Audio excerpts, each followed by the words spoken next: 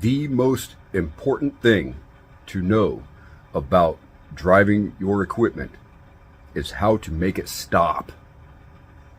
In the winter conditions, that's even more vitally important because you've got a lot of large game animals out there in the rut moving around, and you've got a lot of inexperienced drivers out there, four-wheelers and truckers, who shouldn't be out there in those freezing conditions. Many of you watching this video right now won't make it through this winter without crashing. In this video, I'm going to explain to you how to use your equipment's brakes so that you can stop your truck and trailer safely without getting bent all out of shape and parked all funny style in the snowbank. Here we go. Your truck is equipped with brakes on every axle, from the front bumper to the back. One of those brakes is called the trailer hand brake or trailer hand valve. And you'll see it. It'll be like this, or like this, or on the older trucks that have manual stick transmissions, it'll be on the steering column on the right hand side like this.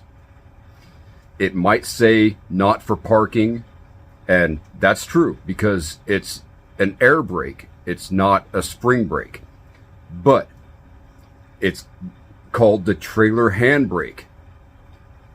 And with all due respect to those truckers out there who say they never use that brake, I have to disagree, because that is the brake that I use 99% of the time when I'm driving on snow and ice. That's the one I use, and this is why. I have here in my hand a weight, just this little ring bearing attached to a string. I want you to humor me here and imagine that the weight, this bearing, is your tractor, and that the string is your trailer. Truck, trailer. In normal conditions, when you're driving down the road, you put your right foot on that pedal valve and it operates all the brakes on all your axles and slows you down, stops you. In the snow and ice, 99% of the time, I use the trailer handbrake exclusively, especially when I'm coming downhill in the snow and ice, because when you press down on that trailer handbrake, it only operates the brakes on the trailer. And that is incredibly important because it will keep your whole entire equipment straight. And that's what you want. You don't want to get that thing bent out of shape. Consider this. When you're coming downhill in snow, icy conditions, so you're downhill, the truck, the trailer, if you press that pedal valve, you're slowing down. Hopefully, you're slowing down everything. But if your drive axles lose traction on that ice, what's going to happen is your trailer continues to move. It'll actually push the drive axles off to the side, and that's very, very dangerous, deadly in a lot of conditions. Now imagine this. If my fingers are the brake and I'm either braking the tractor or braking the trailer, let's say for instance I'm applying brakes to the tractor through the pedal valve, your right foot on the brake pedal.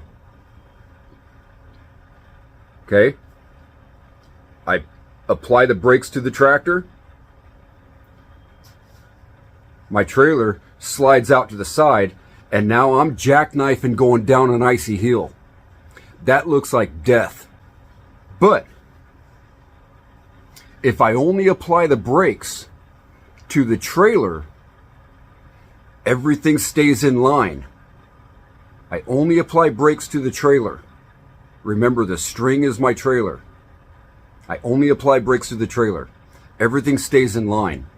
That's what you want. when you're driving on the snow and ice, all your forward momentum, all of your drive happens right here. If you step on ice and your drive axle lose traction, then you lose forward momentum just for a split second. And that's all it takes, because you lose forward momentum on your truck, but the trailer continues with that same forward momentum just for a split second. And the next thing you know, it pushes the rear end of your tractor out and you're in a jackknife slide. It's the same thing with braking in icy conditions. If you brake with that pedal valve and your drive axles lose traction on the ice, that trailer continues with that same forward momentum and puts you into a jackknife. If you apply brakes with the trailer hand valve only, then that trailer will actually hold you back in a straight line. That is incredibly important, because that's what you want. Friends, I probably can't put it any more simple than this. If my fingers are the brake and I'm only applying brake to the trailer, it keeps everything straight. But if I apply brake to the tractor and that tractor loses traction, my trailer slides forward,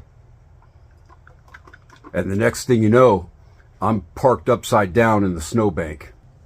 So that's how I use that trailer handbrake to maintain a safe speed going downhill in icy conditions, and to slow that truck and trailer down in icy conditions. When it comes to icy conditions and using the trailer handbrake to do all of that, oftentimes it's important that you have a drag chain on those back axles on your trailer.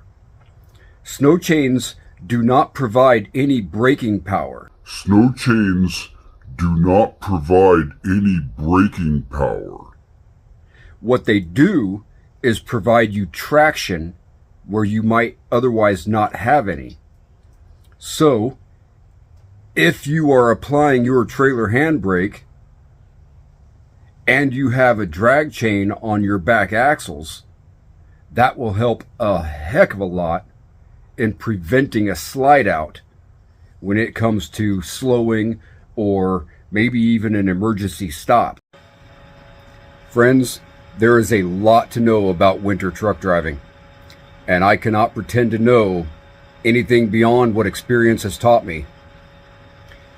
But experience has taught me that if I put chains on correctly and I drive at a slow enough speed and I leave plenty of following distance between me and the vehicle in front of me, and I use that trailer hand valve to control my equipment and to keep myself in line, then I will be able to drive many, many winters without crashing.